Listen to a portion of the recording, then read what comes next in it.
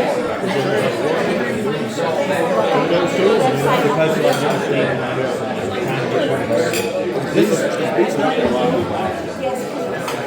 here for you. Get that for you. I hope you have all these new visitors. We made $900. It's up 400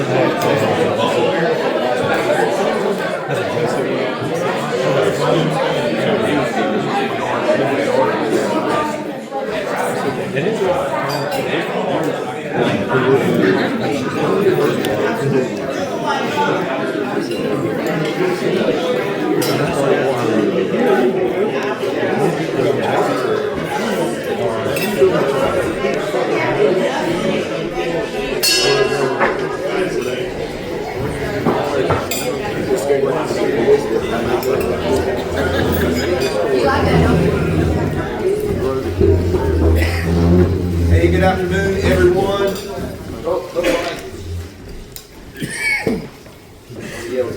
Good afternoon, everyone. So great to be together. Welcome to our meeting. It's good to see you all. We'll call this thing to order and ask Keith to come and lead us in prayer. Let us pray.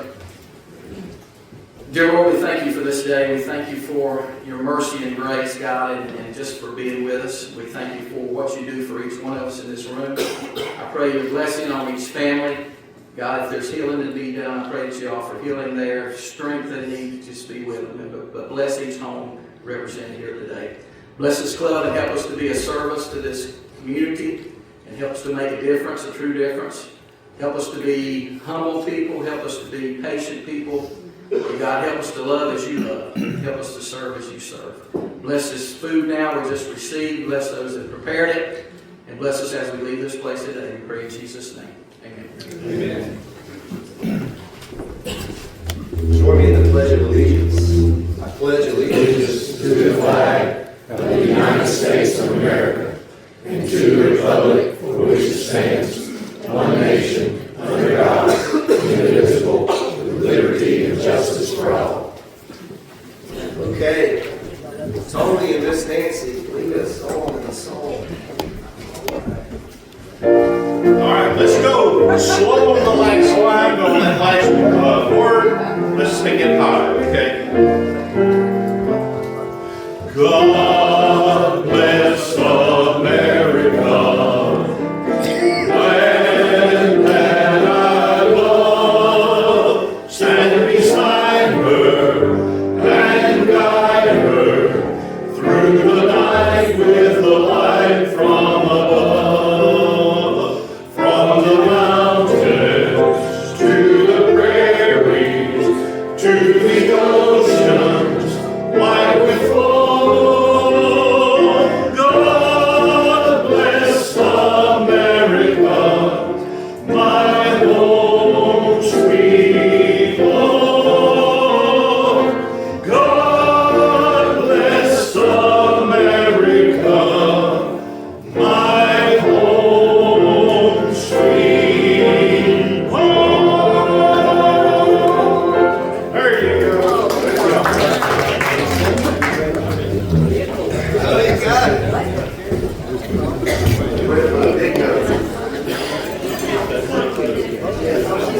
Hey, we do want to take a moment. I should have done this. And Joseph, you can certainly stay standing because this is, you fall into this. So, yesterday was Veterans Day, and I think it would be amiss if we didn't take a moment just to honor our veterans this week. If you are a veteran in the room, would you please stand? And we just want to say thank you for your service and a heartfelt and sincere thank you for your service.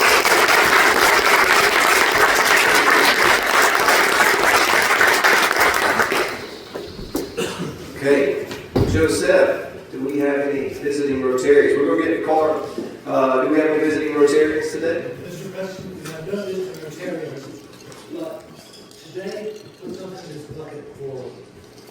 That's right. That's right. We'll talk here in just a moment a little bit more about those card buckets there. How about guests of Rotarians? Do we have any guests or Rotarians here today. Yes. Bill. Chris, I have my guest again today, my neighbor Wayne Wilkins, who I think is coming up for in minutes next week. Yeah, I think this is his last week as a guest. Wayne, great to have you back with us. I have with me today my guest. I'm gonna make you stand up. He's got a really cool name. It's easy to remember. It's John Walker. John Walker's with Truist. Thank you.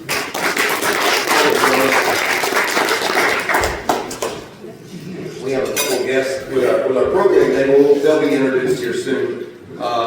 Steve. And then I have Angela Campbell. She does all the balloons around the community. She's about to do an amazing Eiffel Tower right here at the Women's Club. So we're glad that she's turning in her application. That's right.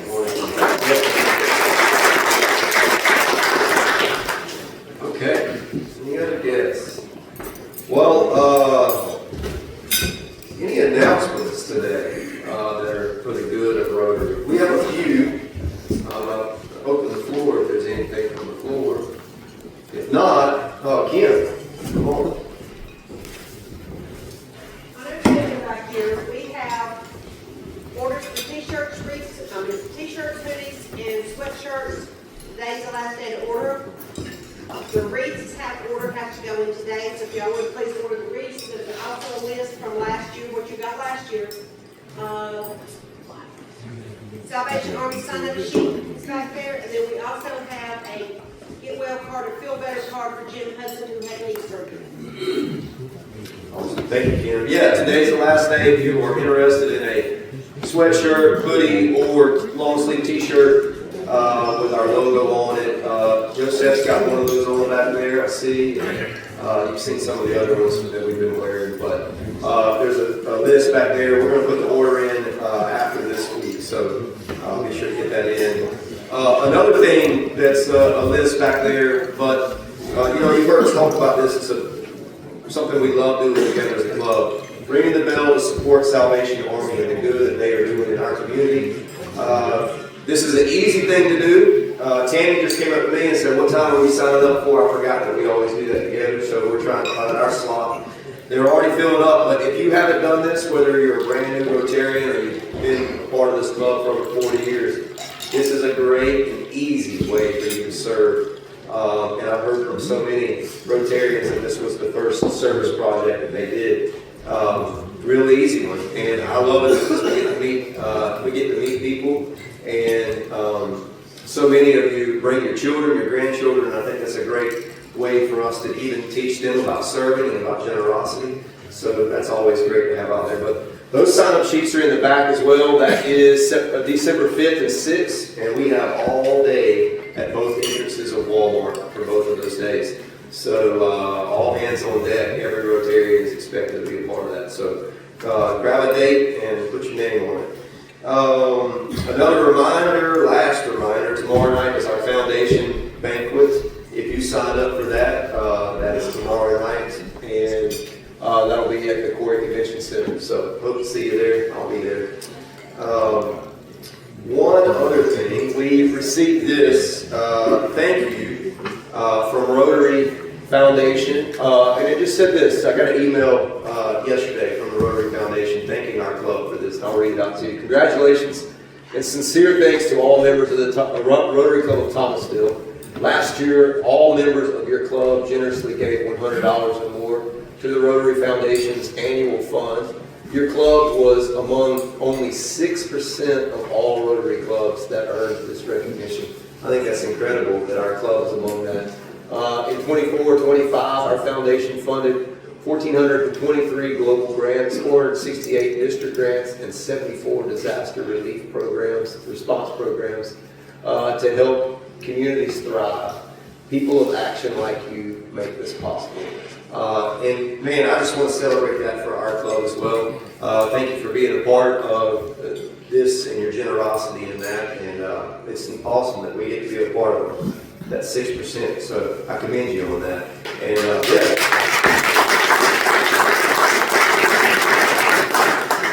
Last announcement that I have, I promise. Folks have been saying, what can we do for the hurricane relief? Is Rotary doing anything? Rotary is doing a number of things. But right now, one very tangible and easy way for you to support that. There's going to be other requests coming in the days ahead as they're still assessing need and still working through a lot. District 7020 is the Rotary district that is there in Jamaica. And they are boots on the ground, hands and feet doing the good work there. They help with disaster relief. There's a QR code there at the bottom of the screen. You can scan that and it'll take you right to a place if you feel led to give. It goes directly to that district. So it would be like funds coming right to us here in Thomasville if there was a disaster in Thomasville and our club being able to use those funds for good in that area. That link is secure, trusted through Rotary, and it goes right to the people there in Jamaica. So if you feel that. I think that's all I've got as far as announcements this week. But it's time to split the pot. Who split the pot there? Well, you're angry because you ain't played. Is that what it is? That's Oh, no, I'm playing. Oh, you played? Okay. There's too much money at stake, I'm like. I hear you. What's the pot at today? $3,118. The 50/50 will be $1,643. Okay. Let's have a guest draw. No pressure. Yeah, no pressure.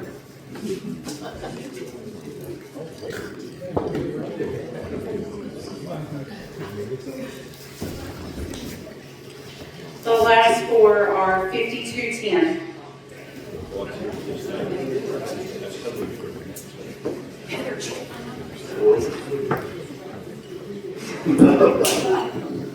$52.10. Are you in the room? You gotta be in the room.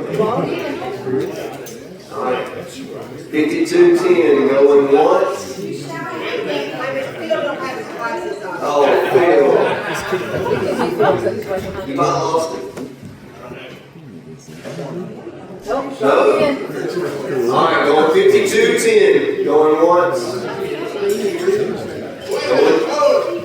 Oh, Phil.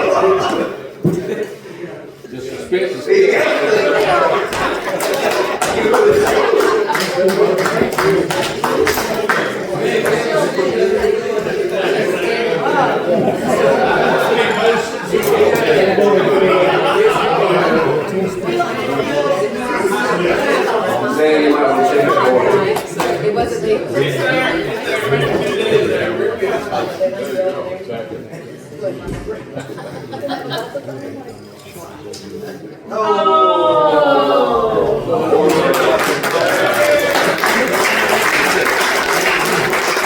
At this point, I don't think people are cheering for Phil. They were cheering that the pot lives another day. Yeah. Okay.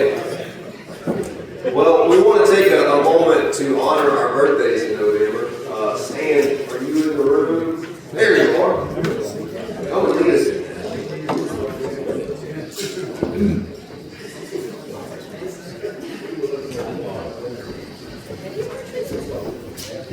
I'm in the room where you're at.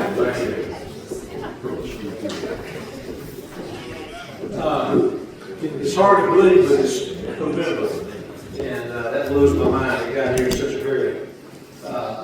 It's Thanksgiving is just around the corner, is what that means, and I hope it'll be a great time for you and your family, and you have a wonderful holiday.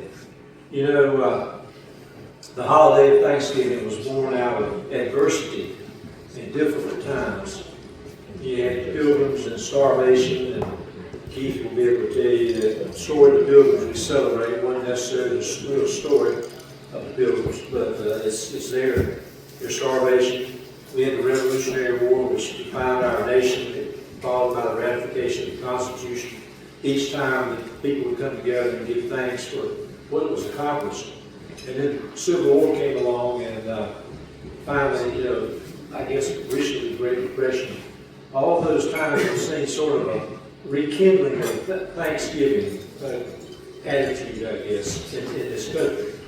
And many of the great expressions of Thanksgiving occurred under circumstances that were so discouraging that one wonders why people gave thanks at all.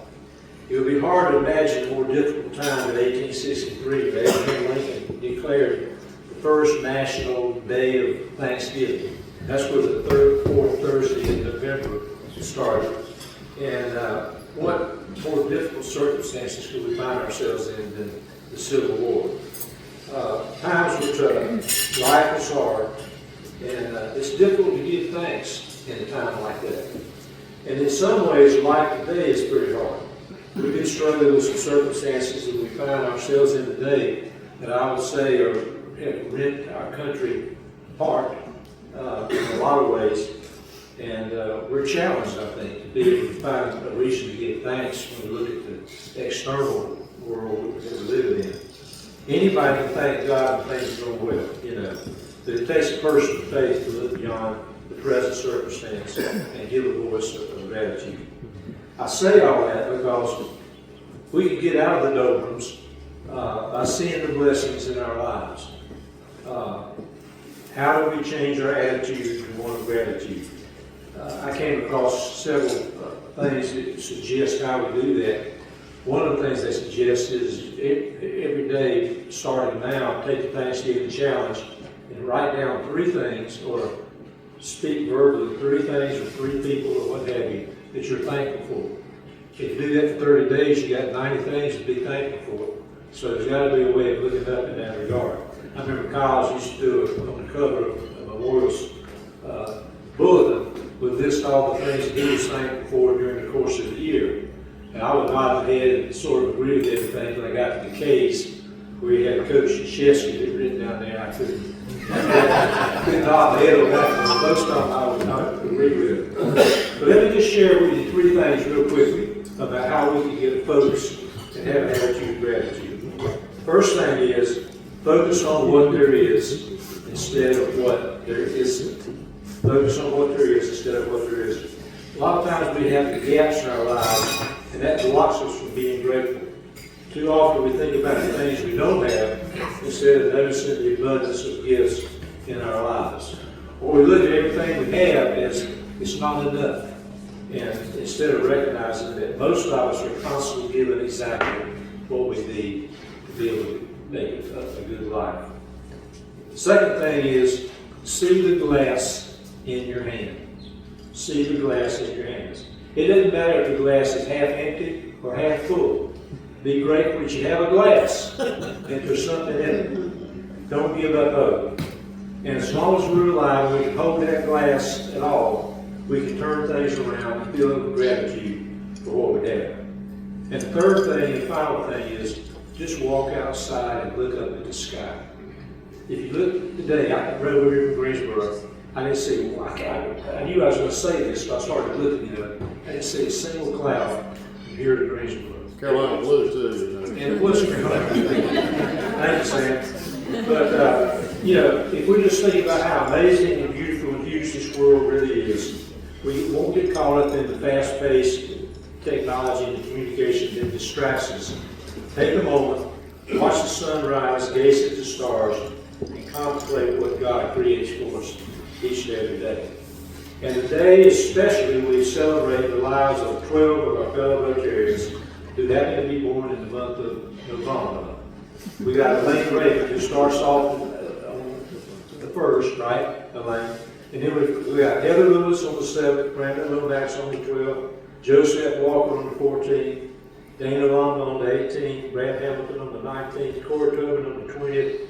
Got a good run going. Makiba Gregg on the 26th, along with Peyton Williams, twins there. Jonathan Brown on the 27th, and Alice Kennedy and Carl Bill would all wrap up on the 30th. I'm going to go out on a limb and presume that all of us are thankful that we got up this morning.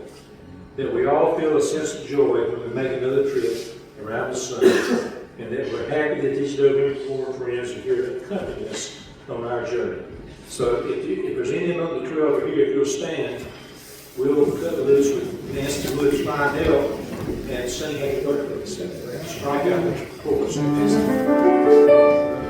Happy birthday to you. Happy birthday to you. Happy birthday, Rotarians. Happy birthday to you.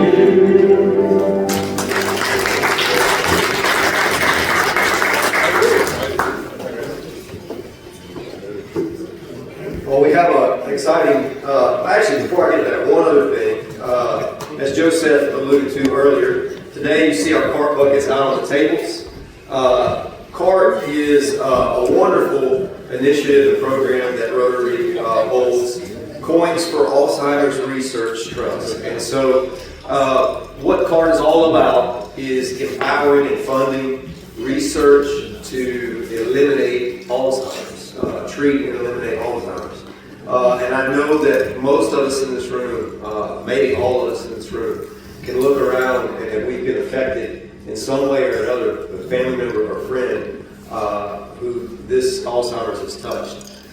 So I really love the fact that Rotary works so hard to empower the research to treat and hopefully end Alzheimer's. So today, these tables are, these buckets are on the tables, and we love to take this time of month, right on the heels of celebrating the birthdays, put our cart buckets on the table that you might choose to give today to this research and to this fund in honor of one of the Rotarians who we just celebrated their birthday. So 100% of funds that are given to CART go straight to research for Alzheimer's, 100%. So, and as always, with it being through Rotary, it's very trusted and secure. So if you feel led, those buckets are there, and that's what that is for.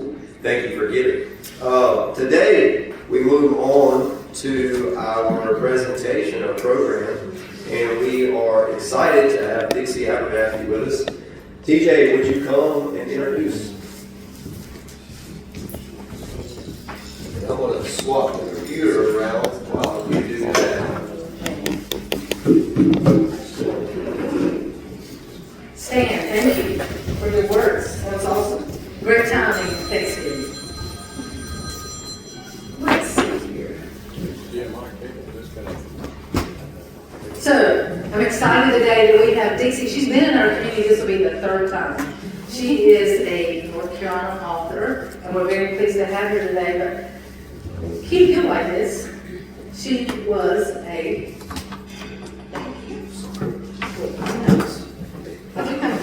okay. Former public school teacher, a principal, a central office administrator, all those kind of things that you know about as a profession. She's also chair of the Cato School of Education at Queens College right now in Charlotte. And Dixie has held education degrees from Wake Forest. In her doctorate from East Carolina. She has this collection of novels that she's going to talk about. And you're wondering, why are we excited about Cramerton? Well, it begins in Thomasville. We even have a street name. She'll tell you more about that, but that's the fun part. But she writes under a secret name. Is it on here? Jordan Samuel, right? Yeah, that's her name. She's Dixie, but she writes under Jordan Samuel. And this is, while she was working on her 5th novel, she was asked to be involved in telling history in a novel form. And that's when we came up with this, well, she came up with the trilogy. And I'll let her tell you more. Thank you. It's so great to be with you all. This is our 4th Rotary Club that we've been invited to speak with about the trilogy. We have about 16 minutes. We will wrap up on time, I promise you. But as you can imagine, a 1,200-page trilogy is a lot to go through in 16 minutes. So it's going to feel like I'm flying through some highlights.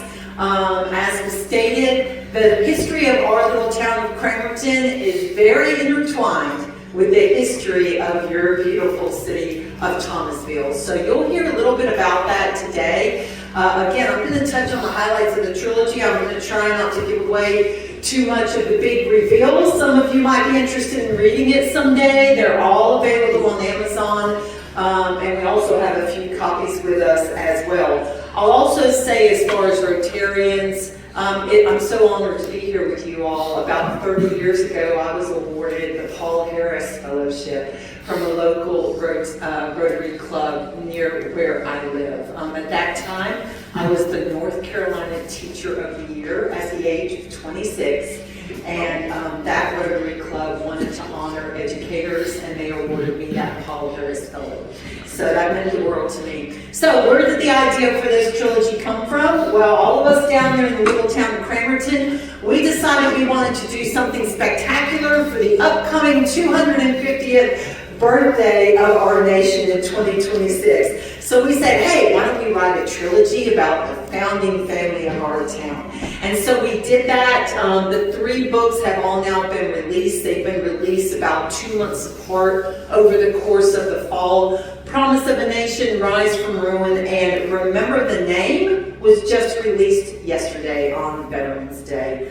I will say that there was a whole team who helped me out with this. I was the author, but there were different leaders within our little town who helped me work on this, different members of the family as well. 2 of them are here today. Jeff Ramsey, who happens to be on our Gaston County School Board, was a huge part of this as an editor.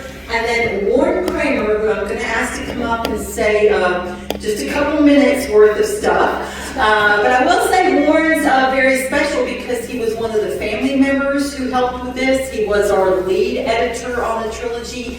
And he is the great-great-grandson of somebody you all know very well, John Warwick Thomas. You have his statue right there on Main Street. This is his great-great-grandson, Warren Kramer. Come on out, Warren.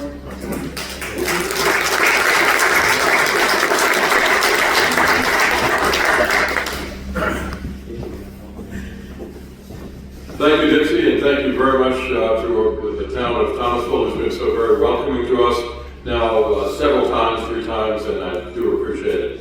Yes, I am a descendant of Thomasville. I'm very proud of that. I am a Thomas, I am a Lambeth, I am a Lofton, and of course I am also a Kramer.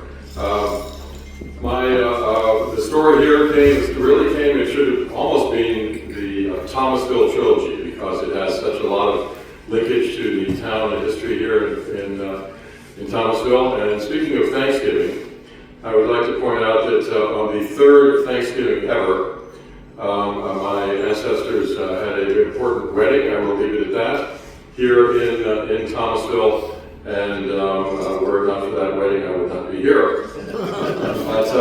I really am very proud of this for many, many reasons. The obvious would be the family legacy, but also because I think that it reflects beautifully on the wonder of the United States of America. And we're coming up on a quarter of a millennium anniversary for us. This really is the only country in the world where the events in this book could have taken place. And the path of the family is really something that I think it brings to light and focuses on just the incredible opportunities, the incredible the structure of faith and political infrastructure and social unity and occasionally disunity that have brought our country to the point where people can do so much. And originally I was going to write at my father's behest, a story of his father, my grandfather, because he had done so much for North Carolina, and if I do say so, indeed the country. He was a civic leader, he was an inventor. I have here, I just produced the Kramer system of air conditioning. He was very instrumental in this. He had over 60 patents, and he was worked with in the early days with Mr. Carrier. Mr. Carrier, who you all know from the Carrier air conditioning brand, bought some of his patent licensing from him, and the system, as we know today, probably would not exist were it not for grandfather's contributions. So this is on a cool day like today. You may not be thinking about it, but on a hot day, it's something that I'm grateful for. And other than Florida, Florida, as far as I'm concerned, would not even be able to be habitable without air conditioning. But he was a remarkable fellow, and in 1906, he wrote his book. It was one of 4 books that he wrote on the useful information for cotton manufacturers. He invented this along with a number of other things, but he was also a man who was very interested in the welfare of the people who worked for him. And at the bottom there, put cards like this on your tables, but the last paragraph, I think, is saying, the last line is, he had Desire standards at each room separately, meaning the technology, but also air cleansing and sanitary systems to increase the health, comfort, and efficiency of working people. In 1906, this was not the focus of most industrialists, and I'm very proud that grandfather was a man who wanted to do that, and the people in Cramerton to this day, the grandchildren, usually the people who work for our family company there, Textile Manufacturing Company, many, many people, I mean into the dozens, have come to me and said that their families were loved living and working in Cramerton and literally wanted to thank me, which was amazing to me for that. But he was involved in so many different things, but only could do so because of our wonderful country. And I would also like to say because of the wonderful influence of growing up in Thomasville. He was educated here, he grew up in the community, he grew up with all of the things that a young boy does. And then he went off to the Annapolis and the Columbia School of Mines and became involved with D.A. Tompkins, and he designed over 150 mills across the South. He was involved with the founding of Duke Power. He knew Buck Duke, James Buchanan Duke, very well. They were very close friends.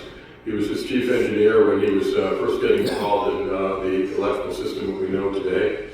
And I could go on, but I know I'm time limited. But Thomasville, honestly, really, I'm not just doing this to tell you all to be interested in the books, was the community, the place, the home that brought him to the point where he could do all these things. And he has left his mark, and I'm very proud of that. And I'm happy to be back here in Thomasville, and God bless Thomasville, and God bless the USA.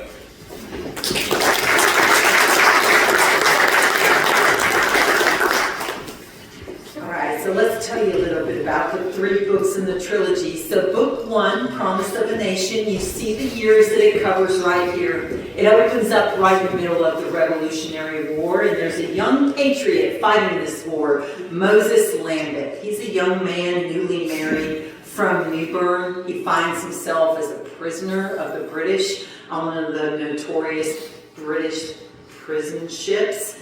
And we also see him in the 1781 skirmish out in Newbern, where he is gravely injured, but rescued by his wife, Tabitha Lambeth, who happens to come out to the skirmish area and pull him back home and help him heal. I'm showing you this gravestone. Tabitha Lambeth is buried in your beautiful Fair Grove Methodist Church cemetery. So she is truly one of the heroines of this trilogy. An amazing story, but then we fast forward to an ambitious young man. He's in the Rowan County, Davidson County area of the state. He's in his early 20s. He's just eloped with a beautiful young lady from this area, Mary Polly Thomas. His name is John Warwick Thomas. I bet you all know that name, don't you?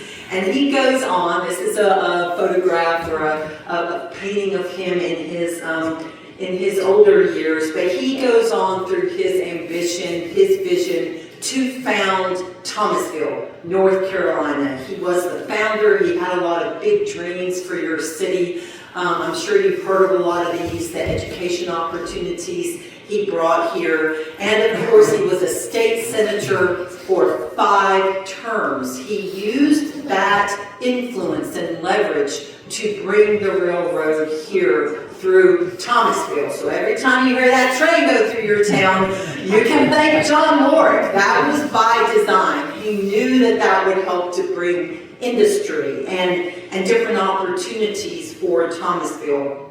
Another thing he knew, however, was that if North Carolina seceded from the Union and went to war in the Civil War, he felt very compelled to let other people know that there was no way the South would win that war. And the family had archives and different anecdotal stories of this impassioned speech that John Warwick Thomas gives on the state Senate floor, asking his fellow senators to be sure to vote against seceding from the Union. Well, as we all know, North Carolina did secede. The Civil War begins. And that is where we begin tracking the journeys of particular Civil War soldiers. One is this man. Obviously, he was very young when he fought the Civil War. A lot of these characters, we only have photographs and sketches of them in their older years. But this is John Thomas Cramer, who would go on to become a very prolific character in this trilogy. At the time of the Civil War, he is a young Northern officer fighting for the North, but of course we know there were also Confederate soldiers in that war. Many of them right here from Thomasville. We had family archives that listed the Thomasville Rifles. Have you ever heard of them? Yes, they were a unit that went off to fight in the Civil War. They fought in Antietam. A lot of Thomasville's boys were killed here at the Bloody Lane. This is part of our trilogy. They fought in Gettysburg. So what we find is eventually members of this family tree were fighting against each other in the Civil War. But that part comes later, that revelation. This is a beautiful mansion that once existed in your town. You still have a plaque that marks where its location was. This was the home of John Warwick Thomas, the founder of your town, and his family. And one of his daughters was named Jenny. And at the end of the Civil War, the Northern soldiers are sent down here to help keep the peace, and they camp out on the lawn of this beautiful home. And at that point, we see a beautiful love story develop between a Northern captain and a beautiful Southern woman.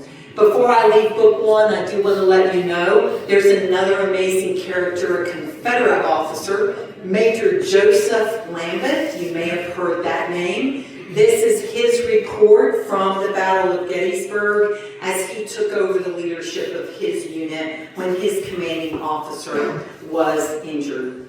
Now let's move on to book two. You can tell I'm just hitting some highlights here. Book two covers the years 1865 to 1913. And by the way, you might be interested, how did I write this trilogy? I used over 300 sources, some anecdotal, a lot of them historical sources. And the trilogy itself covers 6 generations of this family tree, and you see them listed there. So the story begins in book 2 on Thanksgiving Day, as Warren just said. It's only the 3rd Thanksgiving since Abraham Lincoln declared the holiday of Thanksgiving. It's a stormy day right here in Thomasville, and 2 young people are getting married, 2 major characters in this family tree.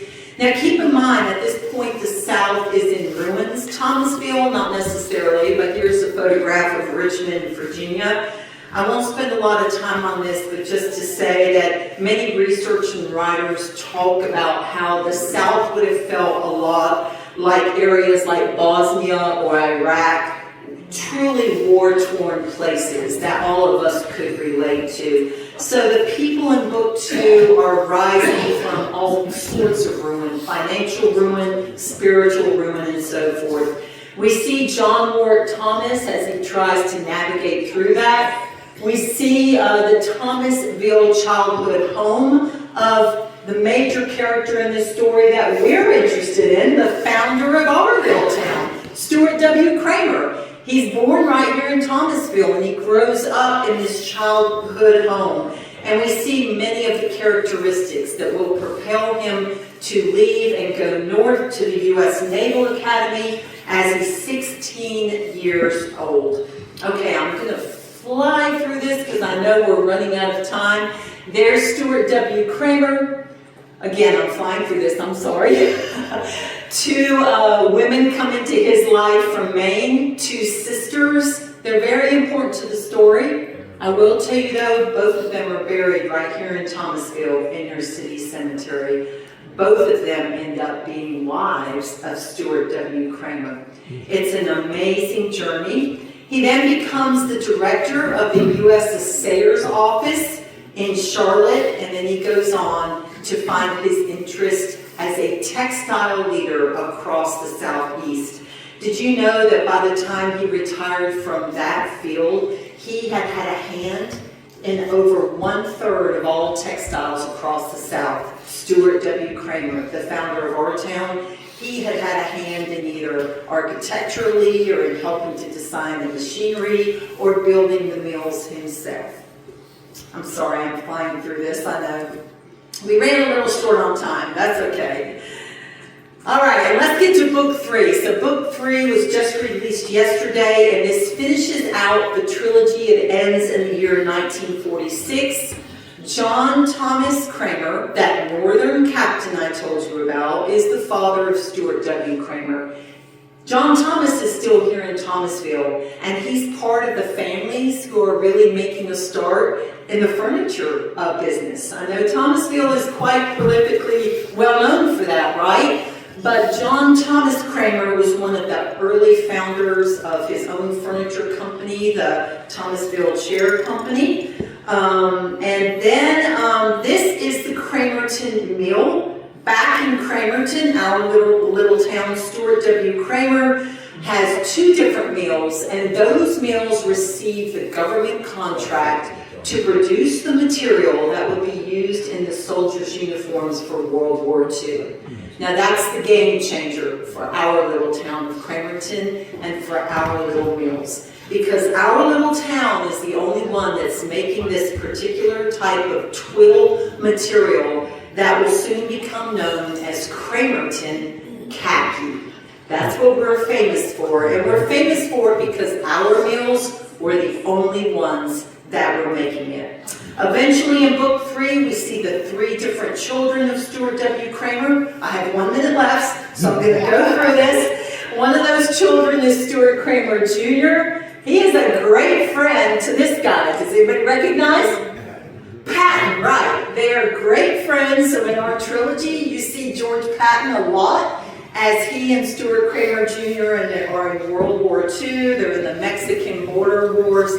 They're out there fighting. I threw in some other gravestones here. These are characters in our trilogy who are buried right here in Thomasville, either at Fair Grove or they are buried in the city cemetery on land donated by John Warwick Thomas to the city of Thomasville. John Warwick is also a big part of our trilogy. So I'll leave it at that. This is book 1, book 2, book 3. It's all a story of patriotism. It's a story of America. That's why when you line up our books, you see red, white, and blue. That was by design. It's a story of America and just this patriotic family and their amazing journey. So thank you all for having us. We might not have time for questions, but I tried to wrap it up as quickly as I could. Yeah? Any questions? That was fast. Usually when I'm lecturing in my courses at the university, I don't go that fast, I promise you. Yes, sir, in the back. His name, Listen Pope. Listen, R.L. Pope. R.L. Pope? He's very important in this town for a lot of different reasons. Yes, sir. I don't believe he's in our trilogy. Thank you for that question. In our trilogy, in book 1, we did feature a lot of like the early days of Thomasville. We actually have a chapter where they're cutting the ribbon on Thomasville becoming incorporated. We have some great chapters where like the hotel is being reopened back up. Different chapters again after the Civil War where the Union soldiers are there and different things are happening. All historically based, but we didn't pull in a lot of other people from Thomasville. We really stuck right with the family tree, if you will. Yeah. Any other questions? All right. Very good. Well, thank you so much.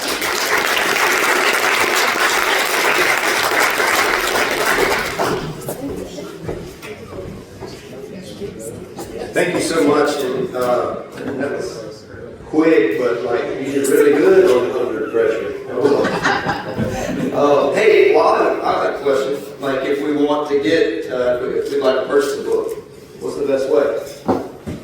Thank you. So we do have a few books with us. We didn't come to sell you books, but most of our events we go and speak at. Sometimes there are people who say, I'd like to go ahead and buy one. We have a few copies with us. They're all paperbacks. We don't have any hardbacks with us. They're $20 a piece. We're happy to sign them. You also, all of these books are now available on Amazon. You can scan these codes or you can just type in the title. Should have some on the table.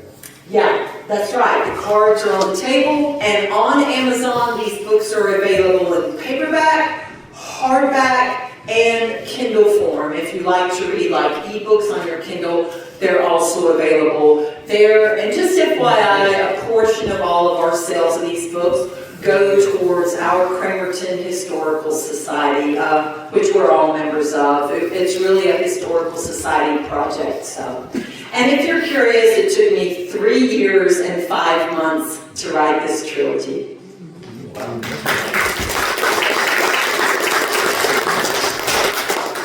Awesome. Well, I love history, and I know a few friends in this room who really enjoy it as well. So it seems like this is really lends to that interest. So, yeah, if you have questions for them, I'd love to speak with them afterwards. Feel free to come up, and as they mentioned, on your table there's some cards that if you'd like more information on purchasing the books, they're there with you. Okay, y'all, that's all we have for today. Will you stand with me?